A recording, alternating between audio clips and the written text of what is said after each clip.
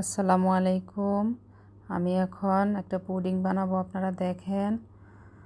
আমি এখানে 2 কাপ গরুর দুধ নিয়েছি, সাথে 1 কাপ গুঁড়া দুধ দিয়ে দিলাম। তারপর 1 কাপ কম 1 কাপ চিনি দিয়ে দিলাম। দিয়ে আমি এটাকে জাল করব। ভালো করে জাল করার পরে চুলাটা বন্ধ করে দিয়ে এটা ঠান্ডা করে নিব। তারপর আমি এখানে ক্যারামেলটা তৈরি করে নিব।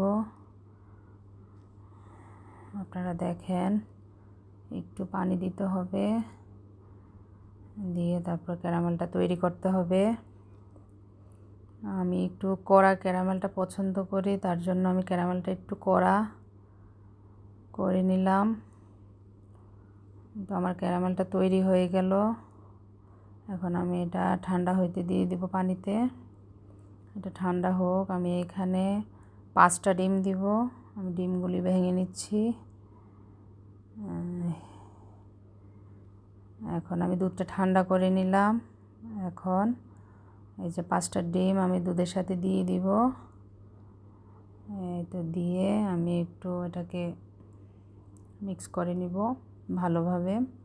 আমি খুব সাধারণভাবেই বানাই, আমার অতটা মাপ ঝোপ লাগে না, তারপরেও একটু মাপলাম যেহেতু ভিডিও করতেছি।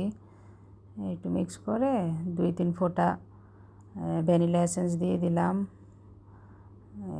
একটু ভ্যানিলা ফ্লেভারটার জন্য। তো এখন আমি এটা ঢেলে দিব পুডিংয়ের বক্সে।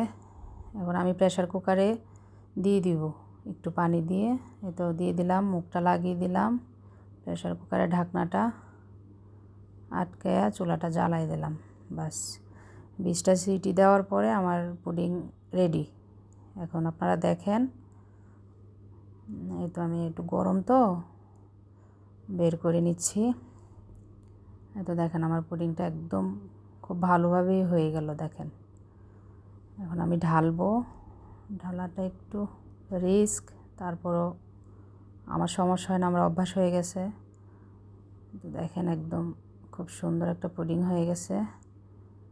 এই তো এখন আমি এটা কেটে দেখাবো। একদম পারফেক্ট পুডিং তৈরি হয়ে গেল।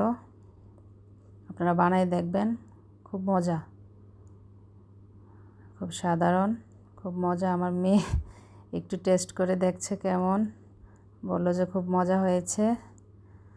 এই তো আমার মেয়ে খাচ্ছে। আপনারা বানাবেন, ভালো লাগলে লাইক করবেন। আল্লাহ হাফেজ, আসসালামু আলাইকুম।